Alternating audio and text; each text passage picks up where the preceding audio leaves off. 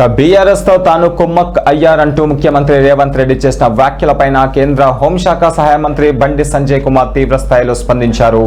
రేవంత్ రెడ్డి గారు బీఆర్ఎస్ తో కుమ్మక్ అయింది మీరా నేనా అంటూ ప్రశ్నించిన బండి సంజయ్ కుమార్ డ్రగ్స్ ఈ ఫార్ములా రేస్ కేసుల్లో కేటీఆర్ ను అరెస్టు చేయనిది ఎవరు, ఫోన్ ట్యాంపింగ్ విద్యుత్ కొనుగోలు కేసుల్లో కేసీఆర్ పై చర్యలు తీసుకునేది ఎవరు అంటూ ధ్వజమెత్తారు. ఇక కరీంనగర్లోని మమతా థియేటర్లో డిప్యూటీ మేయర్ సునీల్ రావు, జిల్లా అధ్యక్షుడు గంగాడి కృష్ణారెడ్డి సహా బీజేపీ కార్పొరేటర్లు కార్యకర్తలతో కలిసి ధురంధర్ 2 చిత్రాన్ని వీక్షించారు. అనంతరం ఆయన మాట్లాడారు. రాష్ట్ర బడ్జెట్ పై కూడా ఆయన స్పందించారు. ఉద్యోగులకు డిఎల్ పిఆర్సీ అమలు చేయడు. ఇక దేనికోసం బడ్జెట్ అంటే ఇలా ఏం చెప్తుండు, ఇంకా 1,00,000 కోట్ల అప్పు తెస్తాడట. ఇంకా 1,00,000 కోట్ల అప్పు తెస్తాడట రాష్ట్ర ముఖ్యమంత్రి. కాంగ్రెస్ పార్టీ తెలంగాణ రాష్ట్రంలో ఎక్కడ అధికారంకి వచ్చిందో తెలుసు. మళ్ళీ వివరంగా చెప్తాను. దుబ్బాక ఎన్నికల్లో మీ పార్టీకి డిపాజిట్ రాలే, రాష్ట్ర ముఖ్యమంత్రి రాలేదు. దుబ్బాక ఎన్నికల్లో కాంగ్రెస్ పార్టీకి డిపాజిట్ రాలే, మేం గెలిచినాం. హుజాబాద్ ఎన్నికల్లో కాంగ్రెస్ పార్టీకి డిపాజిట్ రాలే, మేం గెలిచినాం. మునుగోడు ఎన్నికల్లో కాంగ్రెస్ పార్టీకి డిపాజిట్ రాలే, మేము కేవలం 10,000 ఓట్లతో మాత్రమే ఓడిపోయాను. మేము హైదరాబాద్ జిహెచ్ఎంసీ ఎన్నికల్లో మేము 48 గెలిచాం.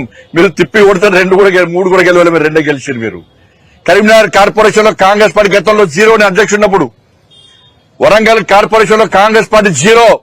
కానీ ఇలా మీరు ఎట్లా అధికారంలోకి వచ్చారో అందరూ తెలుసు. కరీంనగర్ లో అదే సాక్ష్యము.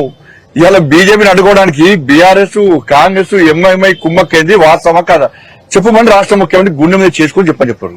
ఇంకా నేను బీఆర్ఎస్ ఒకటంటే నా మీద నీకంటే ఎక్కువ కేసులు నా మీద పెట్టాడు. నేను ఒక్కసారి జైలుకి పంపిండు కేసీఆర్, నన్ను 2 సార్లు జైలుకి పంపిండు. ఇంట్లోకి వెళ్ళి గురవర గుంజుకపోయారు, రాత్రంతా రోడ్ల మీద దింపారు, నా ఆఫీస్ మీద దాడి చేశారు, నా ఇంటి మీద దాడి చేశారు. తెలంగాణ రాష్ట్రంలో ప్రతి భారతీయ జనతా పార్టీ జిల్లా అధ్యక్షుల మీద, నేను రాష్ట్ర అధ్యక్షుడిగా ఉన్నప్పుడు ప్రతి జిల్లా అధ్యక్షుడి మీద 30-40 కేసులున్నాయి.